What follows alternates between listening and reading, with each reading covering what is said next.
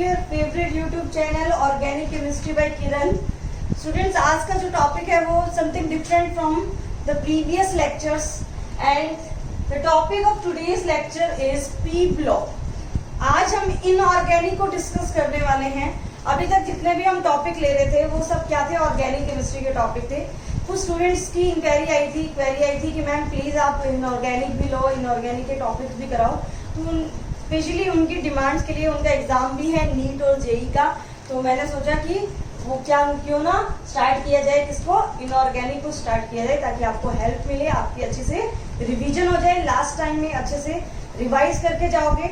और एक बात ध्यान रखना, जब भी आप जेई मेंस और नीट का एग्जाम दोगे तो आप एनसीईआरटी को हमेशा फोकस करके चलना होता है। जितने भी क्वेश्चंस आते हैं आपके एग्जाम में वो सारे एनसीईआरटी ही बेस्ड होते हैं। तो ब्लॉक एलिमेंट्स के लिए तो मेरी एडवाइस है कि आप पूरी एनसीईआरटी को कवर करो, और मैं जो यहाँ पे लेक्चर लेने वाली हूँ आपकी पूरी एनसीईआरटी इसमें कवर हो जाएगी। तो बहुत स्पेसिफिकली आपको टू द पॉइंट मैं आपको समझाने वाली हूँ कि क्या क्या आपको पी ब्लॉक एलिमेंट्स में डिस्कस करना है। क्लियर? तो स्टार्ट करें हमारे लेक्चर को। Let's start the lecture, the P block element. सबसे पहले हम पी ब्लॉक एलिमेंट्स को कैसे डिफाइन करते हैं, बताओ स्टूडेंट्स। पी ब्लॉक एलिमेंट्स के लिए सबसे पहली कैरेक्टरिस्टिक्स क्या होगी, व्हेन, एक बात ध्यान रखना, अब इनऑर्गेनिक का नाम लेते हैं ना, आपके माइंड में ये आने लग जाता है कि मैम ये तो थ्योरी वाला चैप्टर है, थ्योरी वाले सब्जेक्ट है। अब हमें बस ऐसा मत करना कि मैं बोर्ड पे लिख रही हूँ और आप लिखना स्टार्ट कर दो, ऐसा नहीं होना चाहिए। आपको मैंने स्टार्टिंग के लेक्चर में भी कॉन्सेप्ट बताया था कि जब मेरा मार्कर चल रहा हो तो आपका पेन नहीं चलना चाहिए, तो उसी कॉन्सेप्ट पे काम करना। ऐसा मत सोचना कि सिर्फ थ्योरी चल रही है, थ्योरी नहीं है, कॉन्सेप्ट होते हैं इनऑर्गेनिक में। ये अपने मन से प्लीज डाउट निकाल दो कि नहीं कि इनऑर्गेनिक पढ़ रहे हैं तो मतलब थ्योरी पढ़नी है, नहीं, ऐसा कुछ नहीं है। विदाउट कॉन्सेप्ट कोई भी साइंस का सब्जेक्ट है ही नहीं, तो इनऑर्गेनिक कैसे हो सकता है। तो मेरा मार्कर चले तो पेन मत चलाना प्लीज। तो एक बार पहले बोर्ड पे फोकस करो, उसके बाद आपको अगर नोट डाउन करना तो नोट डाउन करो, स्क्रीनशॉट लेना तो स्क्रीनशॉट लो। राइट? पी ब्लॉक एलिमेंट को कैसे डिफाइन करते हैं, when the last electron enters into P orbital. जब आपका इलेक्ट्रॉन किस में जाएगा, पी ऑर्बिटल में जाएगा, तब उस एलिमेंट्स को हम क्या बोला जाएगा, हम क्या बोलेंगे, पी ब्लॉक एलिमेंट। राइट? अब पी ऑर्बिटल स्पेसिफिकली कितने होते हैं, मैक्सिमम 3 ऑर्बिटल्स आर देयर। और अगर 3 ऑर्बिटल्स आर प्रेजेंट, देन अगर मैं बोलूं कि मैक्सिमम इलेक्ट्रॉन कितने प्रेजेंट होंगे इन 3p ऑर्बिटल्स में, तो क्या ये इलेक्ट्रॉन 6 होंगे क्या? तो जब तक 6 इलेक्ट्रॉन फिल किए जाएंगे कोई भी p ऑर्बिटल में, तब तक वो एलिमेंट किसका रहेगा, p ब्लॉक का। p1, p2, p3, p4, p5 and p6, तब तक वो एलिमेंट किसमें कंसीडर किया जाएगा, पी ब्लॉक एलिमेंट में कंसीडर किया जाएगा। क्योंकि मैक्सिमम 6 इलेक्ट्रॉन प्रेजेंट है, 6 इलेक्ट्रॉन आ सकते हैं। इसका मतलब ये होता है कि यहाँ पे आपके 6 ग्रुप्स आर प्रेजेंट। कितने प्रेजेंट होंगे, 6 ग्रुप। और वो ग्रुप कहाँ से होते हैं, 13 to 18 ग्रुप जो होते हैं वो प्रेजेंट होते हैं। राइट? 13 to 18। अब 13 क्या हो गया, 13, 14, 15, 16, 17 एंड 18। राइट? अब कौन कौन से एलिमेंट्स यहाँ प्रेजेंट होते हैं, आपने 11th में जब पीरियोडिक टेबल चैप्टर पढ़ा था तो आपने अच्छे से ट्रिक भी इसकी याद की होगी। और देखना जरा, यही होता है क्या, बोरॉन एल्यूमिनियम, क्या क्या ट्रिक थी, बैंगन आलू गाजर इन थैला, काशी गए शंकर प्रभु, ये थी ना ट्रिक। न्यूज़पेपर आज सब बिकेगा। राइट? ओल्ड स्टाइल से टीपो, 11th में पढ़ी थी ना आपने। फिर कल बाहर आई आंटी। और इसको 18 को क्या होता है, यहाँ पे होता है helium, neon, argon, krypton, xenon. तो ये सारे जो एलिमेंट्स हैं आज हम मतलब हमारा लेक्चर स्टार्ट हो चुका है, पी ब्लॉक में हम डिस्कस करेंगे। तो हमने क्या किया हुआ है, ये जो 13 ग्रुप है, इस 13 ग्रुप को क्योंकि इसका फर्स्ट मेंबर बोरोन है तो इसको मैंने बोल दिया it is the boron family, right. ये क्या हो जाएगी, कार्बन फैमिली। ये कौन सी फैमिली हो जाएगी, नाइट्रोजन फैमिली। ये कौन सी, ऑक्सीजन। ये कौन सी, इनको बोलते हैं हेलोजन फैमिली, राइट। और ये क्या हो जाएगी, ये आपकी नोबल गैसेस हो जाएगी। तो इन सारे ग्रुप्स को आज हम डिस्कस करने वाले हैं इस लेक्चर में। और सबसे पहले हम जो डिस्कस करेंगे वो हमारा जो टॉपिक होगा वो होगा बोरोन फैमिली।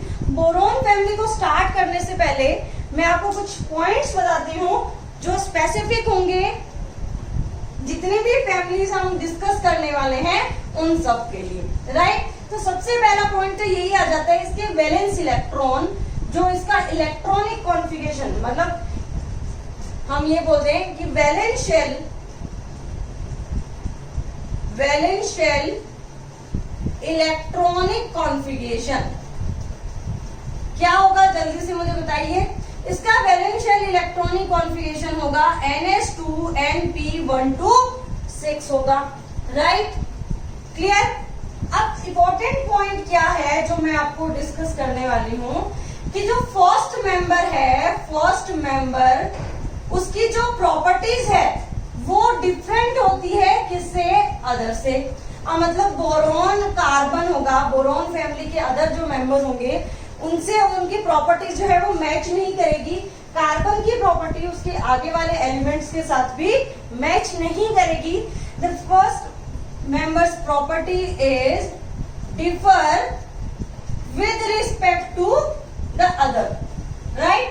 अब हमसे पूछा जाए कि ऐसा क्यों हुआ, उसका रीजन क्या है, तो नंबर 1 रीजन जो दिया जाता है, जो बताया जाता है, वो इम्पोर्टेंट रीजन क्या है, इसका साइज। क्योंकि इनका साइज क्या होता है, रिलेटिवली बहुत ही क्या होता है, स्मॉल होता है।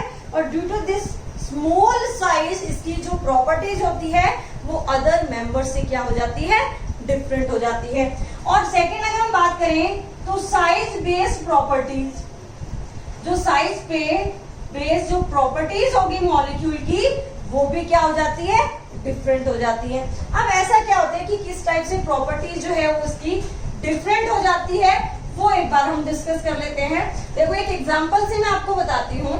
जैसे मैंने लिया एक एग्जांपल बोरोन और दूसरा क्या लिया, एल्यूमिनियम, राइट। अब हमें पता है कि बोरोन 5 और एल्यूमिनियम क्या होता है 13, राइट। यहाँ लिखना चाहिए सॉरी बोरोन 5 और एल्यूमिनियम 13। तो अगर मैं इसका इलेक्ट्रॉनिक कॉन्फ़िगरेशन लिखूं तो ये क्या हो जाएगा 1s2 2s2 2p6 3s2 3p1 हो जाएगा, राइट। और बोरोन 5 का क्या हो जाएगा 1s2 2s2 एंड 2p1 हो जाएगा। यही होगा इलेक्ट्रॉनिक कॉन्फ़िगरेशन। अब क्या देखा जाता है कि ये जो बोरोन है, ये आपका जो बोरोन है वो जो कंपाउंड फॉर्म बनता है करता है वो बेसिकली अगर मान लो इसकी मैंने हेलोजन से रिएक्शन कराई तो ये मैक्सिमम जो कंपाउंड जो हेलोजन के साथ जो कंबाइन कर सकते हैं वो 4 हेलोजन के साथ कंबाइन कर सकता है और वो क्या बना सकता है, PF4 मॉलिक्यूल बना सकता है। अगर यही मैंने एल्यूमिनियम लिया तो एल्यूमिनियम क्या कर सकता है, AlF6 माइनस 3 AlF6 माइनस बना सकता है। एल्यूमिनियम क्या कर सकता है, AlF6 माइनस बना सकता है। अब ऐसा क्यों हुआ, क्योंकि इसके पास तो 3d वैकेंट कौन सा ऑर्बिटल, d ऑर्बिटल प्रेजेंट होगा, तो ये अपने ऑक्टेट को क्या कर सकता है, एक्सपेंड कर सकता है। और बोरोन के पास 2d ऑर्बिटल प्रेजेंट नहीं होगा तो वो मैक्सिमम 4 बॉन्ड अपनी स्टेबिलिटी अपने ऑक्टेट को ही कंप्लीट करेगा और अपने ऑक्टेट को एक्सपेंड करने का उसके पास चांस ही नहीं है, क्योंकि उसके पास अवेलेबिलिटी नहीं है किसकी, d ऑर्बिटल, राइट। तो पहला पॉइंट हमें क्लियर हुआ। दूसरा पॉइंट क्या है कि ये जो कंपाउंड है ये कौन सी बॉन्डिंग करते हैं, अगर पाई बॉन्डिंग के साथ बात करें ये पी पाई बॉन्डिंग कर सकते हैं पाई बॉन्डिंग में, राइट। और यहाँ पे कौन सी बॉन्डिंग होती है, डी पाई बॉन्डिंग, मतलब एल्यूमिनियम या बोरोन की अपन बात कर रहे हैं। अब पी पाई बॉन्डिंग किस तरह से होती है, ये खुद के साथ सेल्फ भी कर सकता है इस तरह से और अदर मॉलिक्यूल के साथ भी कर सकते हैं, राइट। इस टाइप से बॉन्डिंग हो सकती है। यहाँ इस टाइप की स्ट्रॉन्ग बॉन्डिंग प्रेजेंट नहीं होती। यहाँ पे क्या बोला जाता है, ये जो पी पाई बॉन्डिंग होती है वो ज्यादा स्ट्रॉन्ग होती है एज कंपेयर टू डी पाई। ये कंपैरेटिवली लेस होती है स्टेबिलिटी के सेंस में। ऐसा क्यों होता है, क्योंकि देखो पी और डी ऑर्बिटल की एनर्जी की अगर हम बात करें तो डी ऑर्बिटल हमेशा हायर एनर्जी का होगा। अगर हायर एनर्जी का होगा तो उसकी जो स्टेबिलिटी होगी वो क्या होगी, कम होगी। और स्टेबिलिटी कम होने की वजह से वो जो ऑर्बिटल है वो कम स्टेबल जो है वो ऑर्बिटल जो है वो फॉर्म करेगा, या हम बोलते हैं कि उसकी जो बॉन्डिंग है वो क्या होगी, डिफरेंट होगी। क्लियर हुआ ये पॉइंट। नेक्स्ट पॉइंट पे मूव करते हैं, जल्दी से नोट करो इसको।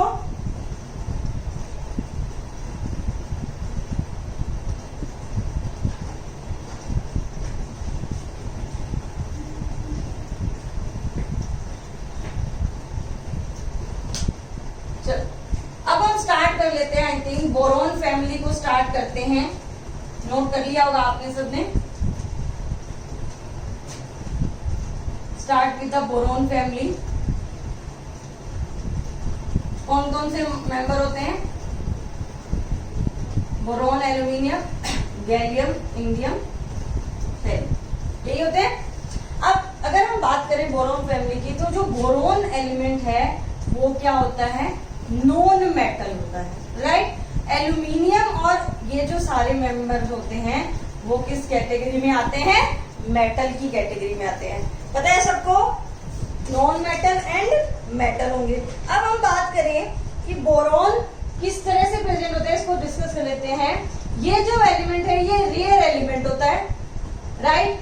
और अगर इसकी बात करें, ये प्रेजेंट किस फॉर्म में होता है, in the form of orthoboric acid. इस तरह से कंपाउंड मिलता है हमें H3BO3, या हम किसके फॉर्म में मिलता है, हमें बोरेक्स के फॉर्म में। किसके फॉर्म में, बोरेक्स के फॉर्म में। या तो H3BO3 के फॉर्म में मिलता है, या हमें किसके फॉर्म में मिलता है, बोरेक्स के फॉर्म में मिलता है, राइट।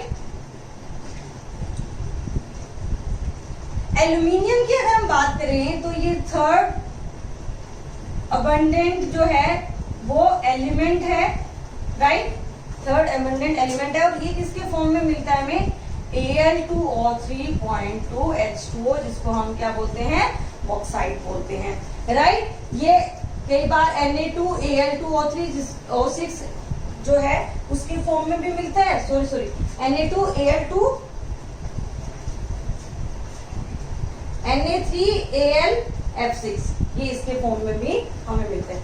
बाकी जो सारे एलिमेंट्स हैं वो क्या होते हैं, रेयर्स एलिमेंट्स होते हैं।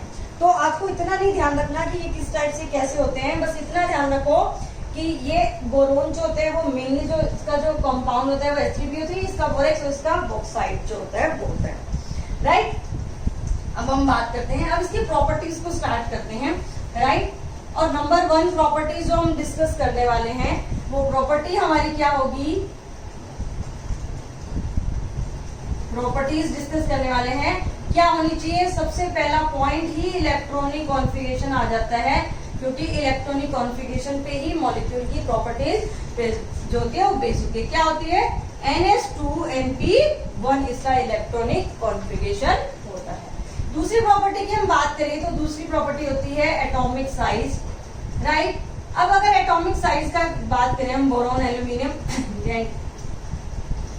तो क्या होना चाहिए, जैसे हम ग्रुप में नीचे मूव करेंगे तो क्या होता है, 1 by 1 number of shells increase होते हैं। यहाँ पे अगर 2s है तो यहाँ क्या हो जाएगा, 3s, 4s2, 4p1, इस टाइप से होगा। तो नंबर ऑफ शेल जो है जैसे आप नीचे की तरफ मूव कर रहे हो वो क्या हो रहा है, बढ़ रहा है।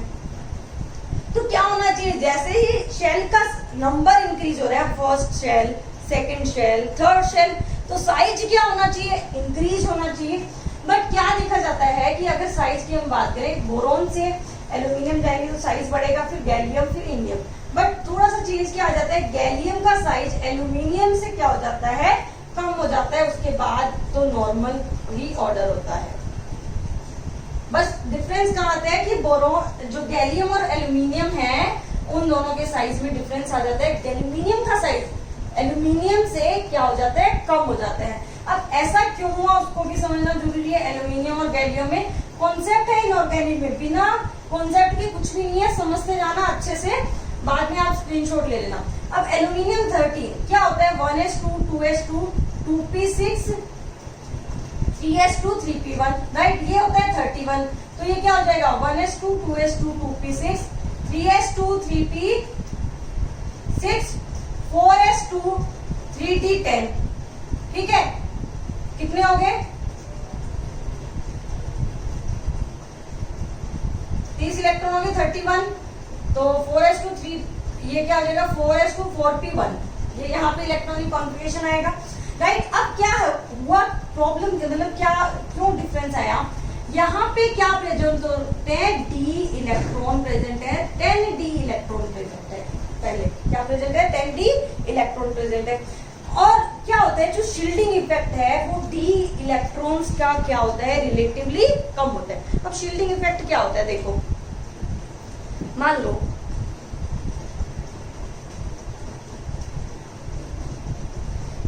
एक ये पर्सन है, ठीक है। अब अपन शील्डिंग इफेक्ट को कोविड-19 से समझते हैं। ये कोई भी पर्सन है और ये है कोविड-19, राइट। अब कोविड-19 जो है उसकी टेंडेंसी है कि वो इस पे पर्सन पे क्या कर सकता है, अटैक कर सकता है। अब अगर हमें कोविड-19 से बचना है तो हमें क्या मेजर्स अपनाने पड़ेंगे, हमने सबसे पहले बोला हुआ है कि मास्क हमें पहनना होगा। तो मान लो मैंने इस मास्क को ये मान लिया कि ये हमारा मास्क आ गया इस पर्सन के साथ में, ठीक है। अब जैसे ये मास्क आएगा तो इस मास्क ने एज ए बैरियर काम किया। अगर इसने एज ए बैरियर काम किया तो इस कोविड-19 वायरस के अटैक करने की टेंडेंसी इस पर्सन पे रिलेटिवली क्या हो जाएगी, कम हो जाएगी। देखो अगर ये बैरियर नहीं होता, मतलब मास्क नहीं होता, तो इसकी ज्यादा टेंडेंसी होती है कि पर्सन जो है वो इन्फेक्टेड हो जाए किससे, कोविड-19 से। अब अगर मैंने इसके मास्क लगा दिया, मैंने कुछ मेजर्स ले लिए, आपने प्रोटेक्शन ले लिया, तो अब क्या होगा, इस कोविड-19 वायरस से इसके अटैक होने की टेंडेंसी क्या हो जाएगी, कम हो जाएगी। अब क्या होता है, ये जो मास्क जो काम कर रहा है ये शील्डिंग का काम कर रहा है, ये इसको कवर कर रहा है, इसको बचा रहा है किससे, कोविड-19 से। तो ये मास्क भी कई टाइप के हैं, राइट। एक मास्क जो है उसका जो पावर है, जो उसकी कैपेसिटी है वो ज्यादा है, मतलब, और दूसरे मास्क की जो है वो कम है। जैसे मैंने क्या लिया, एक सेकेंड ध्यान से सुनना, एक तो मेरा ये मास्क है, राइट, और एक मेरा ये मास्क है। तो मुझे ये बताओ कि अगर मैंने ये बैरियर लिया तो उसकी टेंडेंसी ज्यादा होगी अटैक करने की, क्योंकि इसकी रिलेटिवली जो थिकनेस है वो क्या है, कम है, चांस है कि क्या हो सकता है, अटैक हो सकता है, राइट। तो अगर मैंने ये बैरियर लिया तो उसकी जो टेंडेंसी होगी अटैक करने की वो रिलेटिवली क्या हो जाती है, कम हो जाती है। तो ये जो अभी मैंने पेपर यूज किया, इस पेपर को मैंने मान लिया कि ये तो डी इलेक्ट्रॉन है और ये हमारे एस और पी के इलेक्ट्रॉन है। तो जो डी और एफ ऑर्बिटल्स के जो इलेक्ट्रॉन होते हैं उनकी जो शील्डिंग इफेक्ट है, ये शील्डिंग जो मास्क हम यूज कर रहे हैं, ये इफेक्ट क्या होता है, कम होता है। अब ये इफेक्ट जब कम है तो मुझे ये बताओ कि ये जो पर्सन है और ये जो कोविड-19 है, इन दोनों के आपस में जो इंटरेक्शन करने की जो टेंडेंसी है वो क्या होगी, ज्यादा होगी। समझ में आया शील्डिंग इफेक्ट, मैंने शील्डिंग इफेक्ट भी बता दिया आपको इससे कोविड-19 से। तो क्या मैंने क्या समझाया आपको कि यहाँ पे डी इलेक्ट्रॉन का जो शील्डिंग इफेक्ट है वो क्या होता है, कम होता है, राइट। शील्डिंग इफेक्ट अच्छे से समझ आया। अब शील्डिंग इफेक्ट कम होने से क्या हो रहा था, देखो जो कोविड-19 वायरस है वो जल्दी अटैक कर रहा था किस पे, पर्सन पे। तो ये जल्दी अटैक करने का मतलब जो वायरस है उससे जो ह्यूमन है वो ज्यादा जल्दी अट्रैक्ट हो पा रहा है।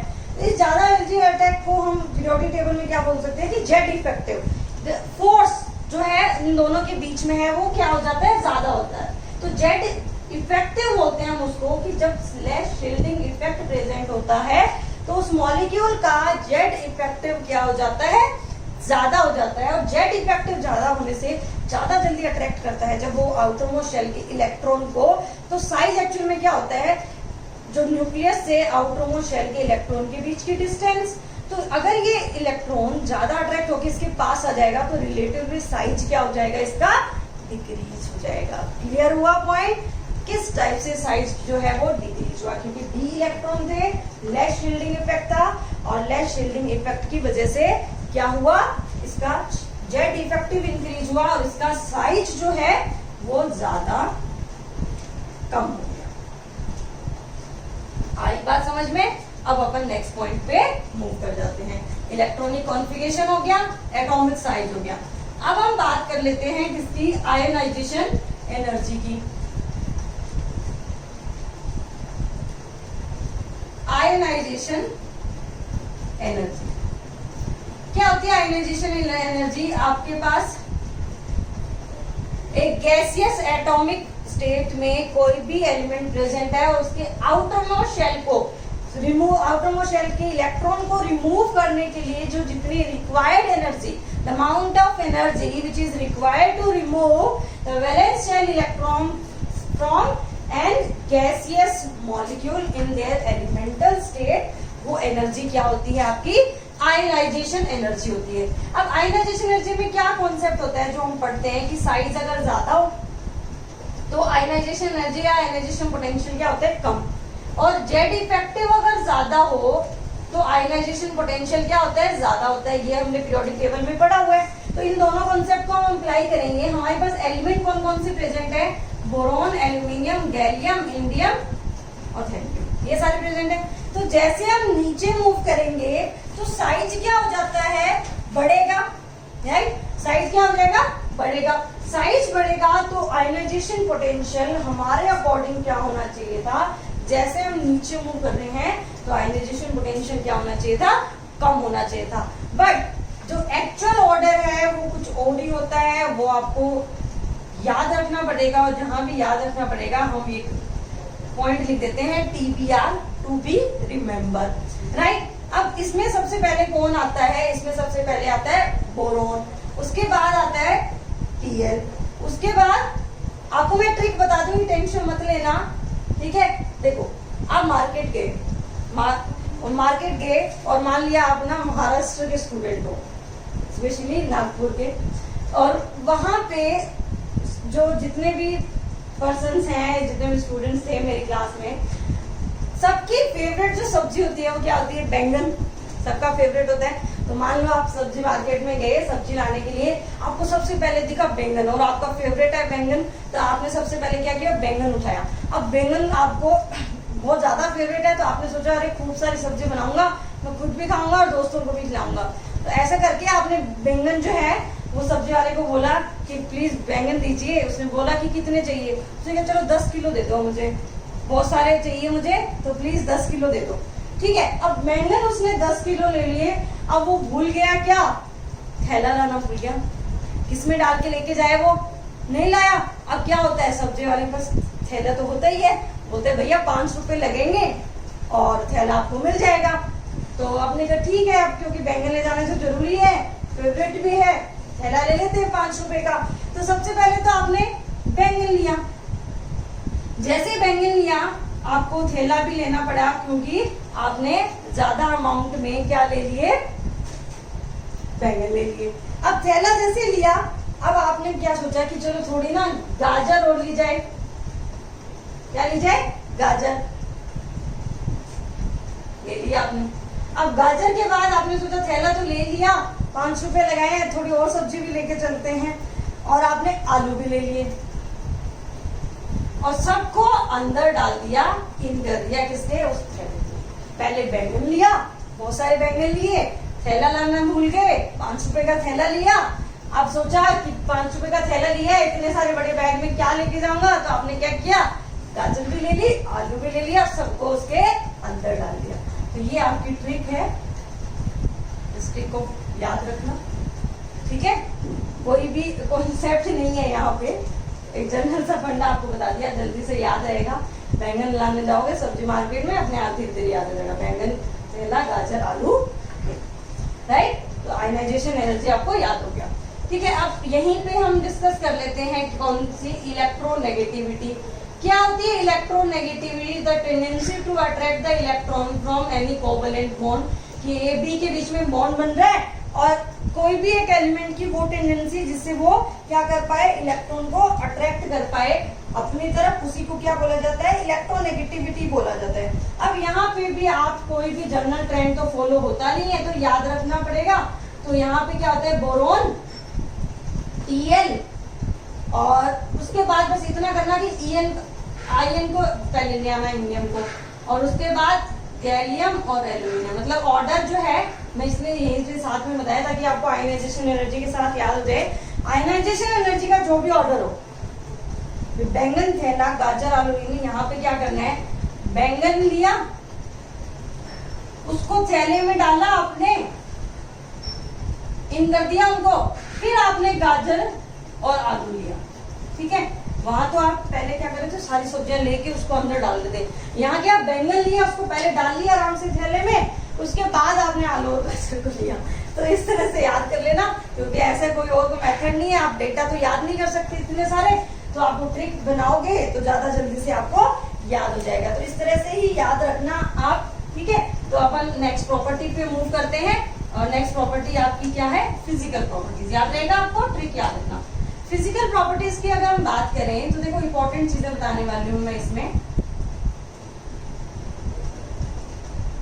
जो बोरोन आपका एलिमेंट है वो क्या मिलता है आपको, हार्ड होता है बहुत ज्यादा, और वो क्या होता है, ब्लैक कलर का होता है, और ब्लैक कलर के साथ साथ हाईली क्रिस्टलाइन सॉलिड होता है, ठीक है।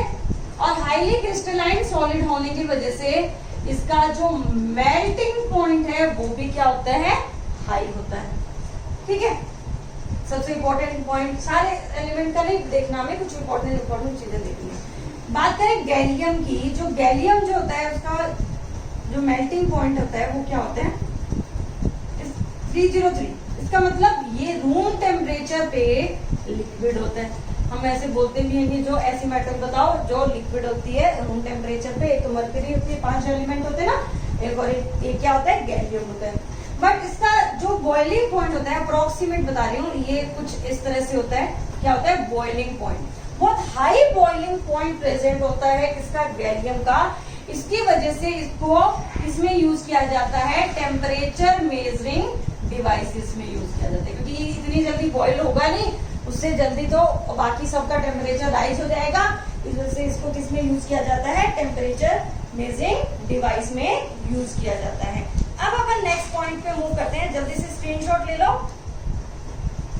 और नेक्स्ट पॉइंट आपका क्या है, डेंसिटी, राइट। तो डेंसिटी के लिए तो बहुत ही सिंपल है, कौन सा पॉइंट आ गया, 5 आ गया क्या। डेंसिटी के लिए क्या करना है आपको, जैसे आप बोरोन से एल्यूमिनियम और नीचे की तरफ मूव करोगे तो डेंसिटी आपकी क्या होगी, ज्यादा हो जाएगी। डेंसिटी क्या होती है, मास बाय वॉल्यूम, वॉल्यूम भी बढ़ रहा है, मास भी बढ़ रहा है, मास ज्यादा बढ़ रहा है, इस वजह से डेंसिटी क्या हो जाएगी, हाई हो जाएगी। तो ये सारी प्रॉपर्टीज हमने डिस्कस कर ली थी। अब अपन आ जाते हैं इसकी केमिकल प्रॉपर्टीज पे, राइट। और केमिकल प्रॉपर्टीज में मैं आपको सबसे पहले आपको बताती हूँ जो कि इंपॉर्टेंट होता है, वो क्या है, ऑक्सीडेशन स्टेट।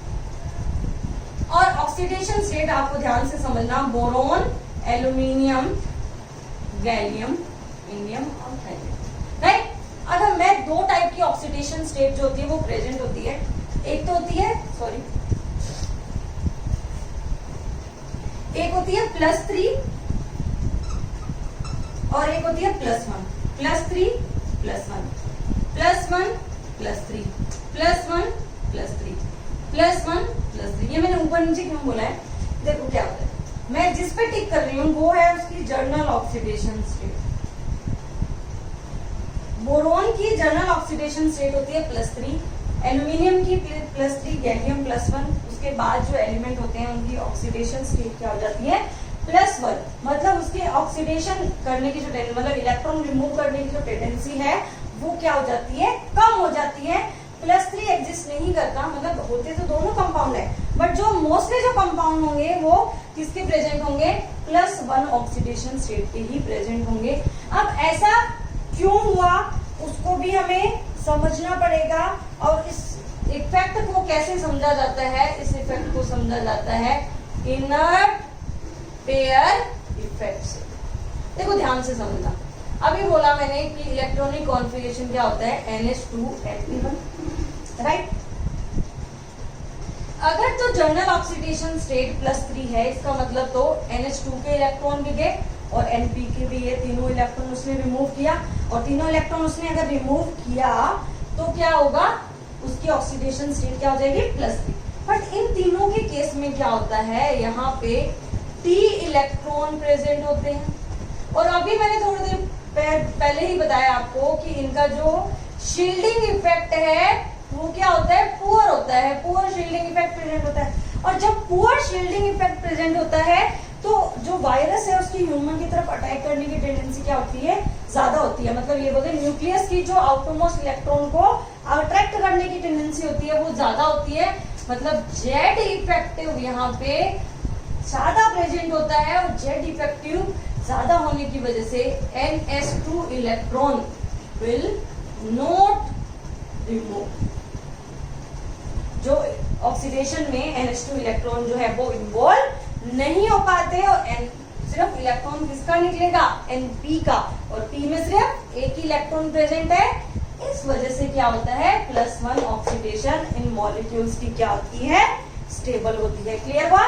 स्टार्टिंग के दो एलिमेंट में +3 ऑक्सीडेशन स्टेट है, उसके बाद +1 ऑक्सीडेशन स्टेट यहाँ पे प्रेजेंट है। रीजन आपको बता दिया, इसको क्या बोला जाता है, इनर्ट पेयर इफेक्ट। क्यों होता है, क्योंकि D इलेक्ट्रॉन प्रेजेंट है, poor shielding effect, Z effective ज्यादा है, NH2 के इलेक्ट्रॉन इजीली रिमूव नहीं हो पाएंगे, इस वजह से क्या हो जाएगा, उसके जो जेड इफेक्टिव जो है वो ज्यादा हो जाएगा और सिर्फ एक इलेक्ट्रॉन रिमूव करेगा, राइट। अगर पूछ लिया जाए आपसे कि स्टेबिलिटी ऑफ +1 ऑक्सीडेशन स्टेट, ये अगर आपसे पूछ लिया जाए तो बोरॉन, एल्यूमिनियम, गैलियम और इंडियम की तरफ जाएंगे तो +1 ऑक्सीडेशन स्टेट की जो टेंडेंसी है वो बढ़ जाएगी एज कंपेयर टू बाकी सबके। क्लियर। अब आगे मूव करते हैं, कुछ और जनरल पॉइंट हम डिस्कस करते हैं। बहुत इंपॉर्टेंट हमने पॉइंट अभी डिस्कस कर ही दिया। अब वो इंपॉर्टेंट पॉइंट क्या है देखना कि बोरोन के जो ट्राई हैलाइड है और एल्यूमिनियम के जो ट्राई हैलाइड है, ये LX3 मैंने बोल दिया, ये दोनों एलिमेंट क्या होते हैं, इलेक्ट्रॉन डेफिशिएंट होते हैं। क्यों, क्योंकि इनका ऑक्टेट कंप्लीट नहीं होता। लाइक अगर मैं लिखूं BCl3 तो BCl3 का कभी भी ऑक्टेट कंप्लीट नहीं होता, क्योंकि इसके पास कितने इलेक्ट्रॉन प्रेजेंट है, 6 इलेक्ट्रॉन। तो ये इनकी क्या टेंडेंसी होती है कि ये लुईस बेस के साथ इलेक्ट्रॉन डेफिशिएंट है, तो इनको क्या बोला जाता है, लुईस एसिड बोला जाता है। तो ये किसके साथ रिएक्ट कर सकते हैं, लुईस बेस के साथ, और इस टाइप से ये इसको इलेक्ट्रॉन जो है वो प्रोवाइड कर देता है, और इस तरह से ये स्टेबल मॉलिक्यूल में कन्वर्ट हो जाता है, right. But in the case of aluminium जो AlCl3 है वो अपनी स्टेबिलिटी कैसे प्रोवाइड करता है, कैसे बनाता है अपनी स्टेबिलिटी को, वो बनाता है डाइमर फॉर्मेशन करके। मतलब वो क्या करता है, कुछ इस टाइप से कॉम्प्लेक्स बना लेता है, इस तरह से एल्यूमिनियम, इसको अपन डिटेल में भी पढ़ेंगे इनके स्ट्रक्चर को। इस टाइप से इसका जो डाइमर है वो फॉर्म हो जाता है, और यहाँ पे भी उसको क्या मिल जाती है, स्टेबिलिटी मिल जाती है। तो होते इलेक्ट्रॉन डेफिशिएंट है, बट कुछ ना कुछ करके या तो डाइमर बना के या किसी लुईस बेस से रिएक्शन करके वो क्या मिल जाते हैं, उनको स्टेबिलिटी मिल जाती है, राइट। अब नेक्स्ट पॉइंट केमिकल प्रॉपर्टीज में अपन डिस्कस करते हैं हाइड्रोलिसिस। तो हाइड्रोलिसिस इंपॉर्टेंट कॉन्सेप्ट है, ध्यान से देखना। एक तो मैंने लिया BCl3 और उसका हाइड्रोलिसिस हो रहा है, तो जैसे BCl3 हाइड्रोलिसिस करता है तो कुछ इस टाइप से आपका कॉम्प्लेक्स बन जाता है BOH वाइज, और यही अगर AlCl3 का हाइड्रोलिसिस होगा तो क्या बनेगा, सोच के बताओ। मैंने आपको स्टार्टिंग में ही बताया था कि एल्यूमिनियम के पास वैकेंट d ऑर्बिटल प्रेजेंट है, तो वो अपना हाइड्रोलिसिस करके जो प्रोडक्ट बनाते हैं वो 6 कोऑर्डिनेशन वाला कुछ ऐसे इस तरह से मॉलिक्यूल होता है, राइट।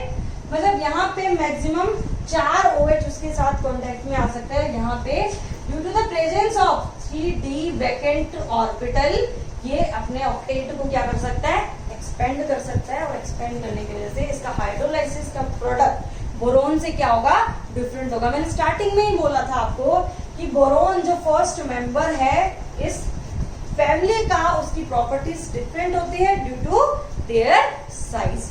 क्लियर हुआ कॉन्सेप्ट? तो हमने जो भी पॉइंट्स अभी डिस्कस किए उन सबको अच्छे से रिवाइज कर लेना। पूरा एनसीईआरटी बेस है, आपको एनसीईआरटी में अभी लाइन टू लाइन पढ़ने की रिक्वायरमेंट नहीं है, बस सिर्फ लेक्चर पढ़ो आप।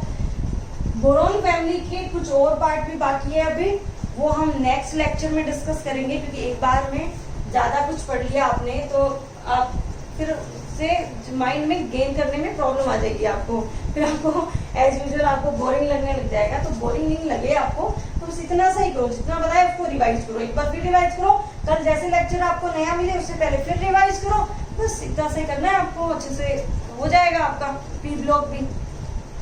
Okay students, all the best, bye.